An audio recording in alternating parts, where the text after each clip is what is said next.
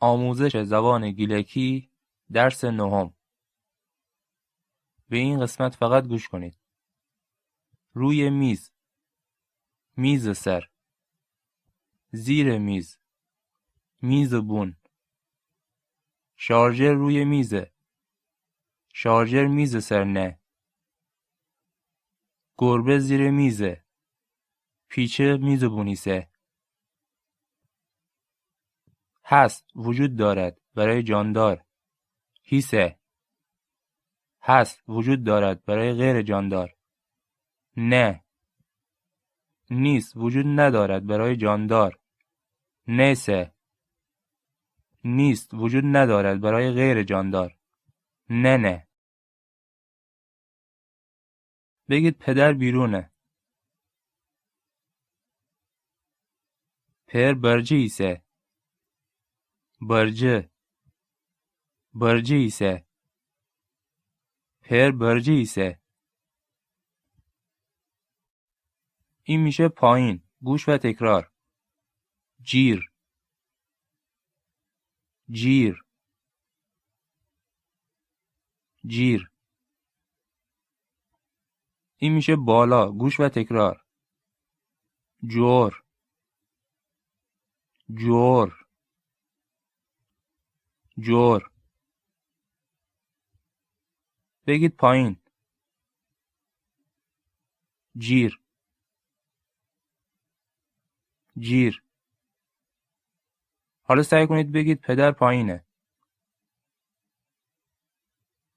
پر جیریسه. جیریسه. پر جیریسه. با یه لحن سوالی بگید پدر پایینه. پر جیریسه. پر جیریسه.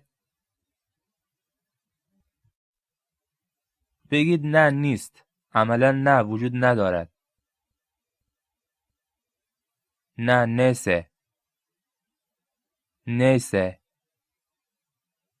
نه نیسه. بگید بالا. جور. جور. بگید پدر بالاست. پر جوریسه. جوریسه. پر جوریسه. بگید پدر. پر. پر. بگید مادر. مر. مر. این میشه دختر. گوش و تکرار. لاکو. لاکو. لاکو. ما تو گیلکی علاوه بر لاکو برای دختر کور و کیجا هم داریم. اینو گوشه ذهنتون بیاد داشته باشید. بگید دختر. لاکو. لاکو. سعی کنید بگید دختر کجاست. لاکو کویسه. کوی. کوی ایسه. لاکو کویسه. این میشه توی اتاقه. گوش و تکرار. اتاق منیسه. اتاق من. اتاق منیسه. بگید توی اتاق. اتاق من. اتاق من. من همیشه بعد از اسم میاد و به معنی توی یه چیزی، درونی یه چیزیه. بگید دختر توی اتاقه. لاکو اتاق منیسه. لاکو اتاق منیسه. اتاق منیسه. لاکو اتاق منیسه. این میشه بچه. گوش و تکرار. وچه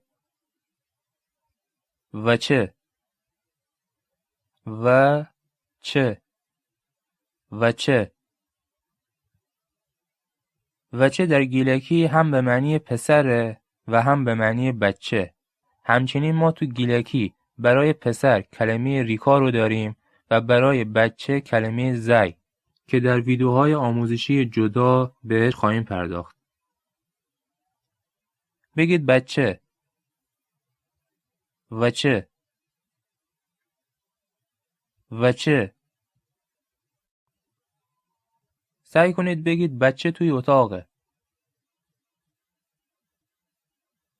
وچه اتاق منیسه. وچه اتاق منیسه. اتاق منیسه. این میشه بچه خوابیده. گوش و تکرار. وچه خوته. خوته. وچه خوته.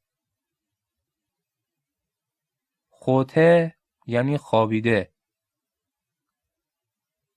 با یه لحن سوالی بگید بچه خوابیده. وچه خوته. وچه خوته. بگید آره توی اتاق خوابیده. آها اتاق من خوته. اتاق من خوته. آها اتاق من خوته. این میشه توی اتاق دراز کشیده. گوش و تکرار. اتاق من نه.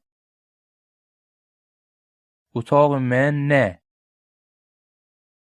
نه. اتاق من نه.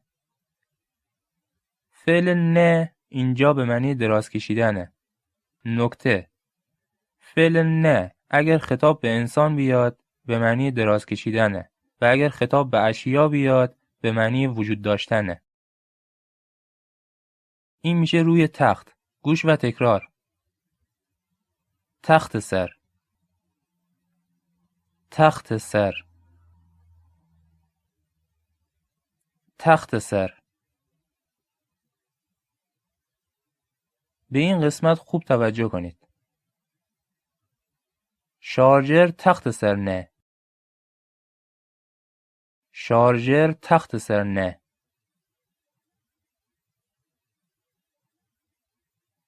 مر تخت سر نه. مر تخت سر نه.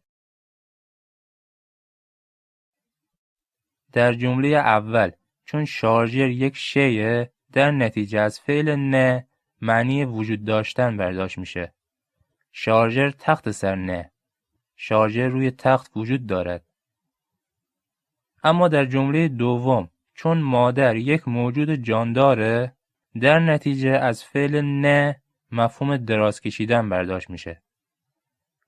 مار تخت سر نه. مادر روی تخت دراز کشیده.